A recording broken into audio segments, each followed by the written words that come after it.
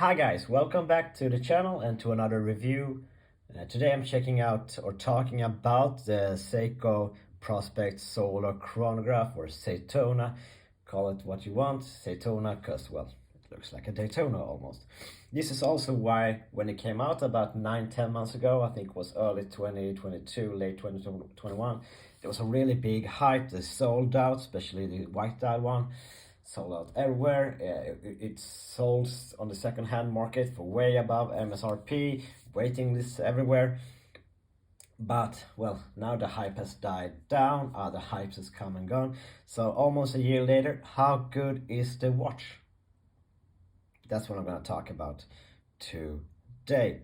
And I'm actually going to jump quite quickly into the moans and niggles, because this is an interesting watch when it comes to what makes a good watch.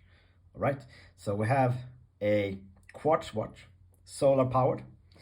For those of you who don't know, it means it's charged by the sun, and a full charge will last you about 100 days. Then all you have to do is put it into sunlight and it will charge up again. We have a true 39mm case.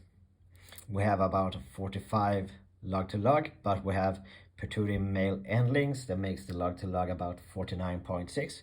However, those slope down really nicely, so it curves the wrist really well. And well, it works like a 46 millimeter lug to lug. We have a domed sapphire crystal, really nice domed sapphire crystal. We have a 20mm bracelet tapering down to 18. We have solid links, solid end links. We have a middle clasp. We have but 2 holes of micro adjust, however we're short links, so a good fit is easy. We have what they call a sandblast finished dial. We have a date window at about 420, 425, 422. Somewhere around there, I would say. We also, and we have 3 sub-dials, it being a chronograph. Now, it's a kind of cool sub-dials. We have a running second hand at the 9, we have a 24-hour indicator at the 3, and we have a double feature, let's say, sub-dial at the 6 o'clock. Right now, when the chronograph isn't running, it shows you if it's fully charged or not. Full, empty. But when I press the chronograph hand, that sweeps really nicely, you see it moves and it becomes a 60-minute marker for the chronograph. Chronograph has a really nice sweep to it. It doesn't snap back like a Mecha Quartz or mechanical. It swoops back nicely. Really nice done. So it's really nice. We have a tachymeter bezel insert. I'm gonna talk about what a tachymeter is in an upcoming video.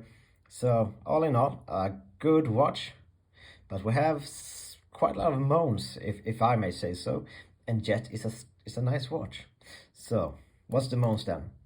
Let's start with the bracelet. The brushing doesn't match the case. The end links doesn't really match the case either. I think what Random Rob said, it almost looks like the bracelet belongs to another watch. We have the only 2 holes of micro adjust as well. We have the date window, which is kind of in an off position if you ask me, and also is fairly far down. So say it's almost hard to read the date window because it's so deep, so far down.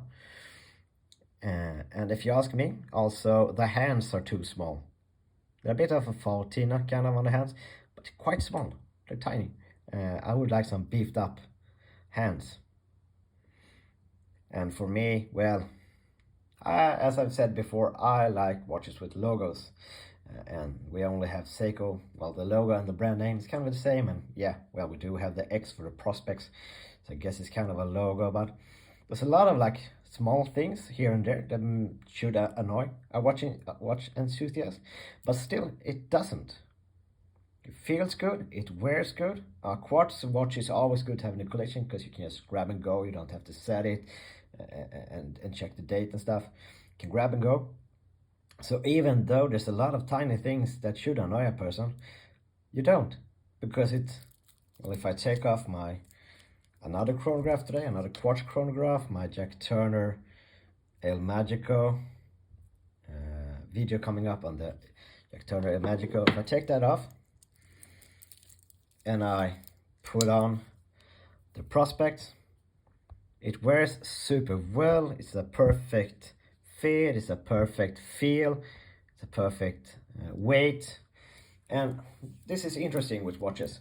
Some watches have all the specs in the world, but still they have no soul.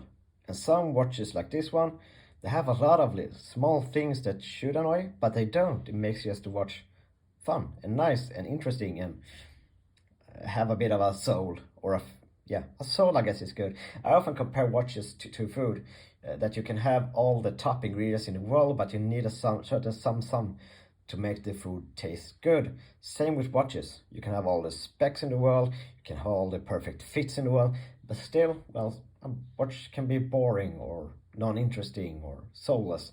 But a watch like this, that isn't perfect, it's more interesting, it's more fun, it's more dynamic, and still, it's not perfectly made, but it's a perfect watch. So a year later, I'm gonna put it on my about 17 centimeter wrist. This is how it wears. It's a perfect. It is also a strap monster. Go search for this watch on Instagram. You can see tons of different straps. It fits on everything. So, like I said, a year later, is it still a good watch? Is it still a good buy? Yes. This is a keeper in my collection. This isn't going anywhere. I love the quartz. I love the solar powered. You can see a reflection on the solar chargers there in the subdives. It's just a really, really nice watch. With all its faults, all its flaws, it's a perfect watch. So, Seiko Prospex solar powered chronograph Seitona. It holds up, I would dare say. If you can find one, especially if you can find one on the secondhand market, yeah, I would recommend it. It's a good watch. That's it for this time. Next time I'm having some interesting stuff for a nice other local micro brand coming up. So please subscribe for more videos and hit the like button. It will be greatly appreciated. And until next time, stay safe. Bye bye.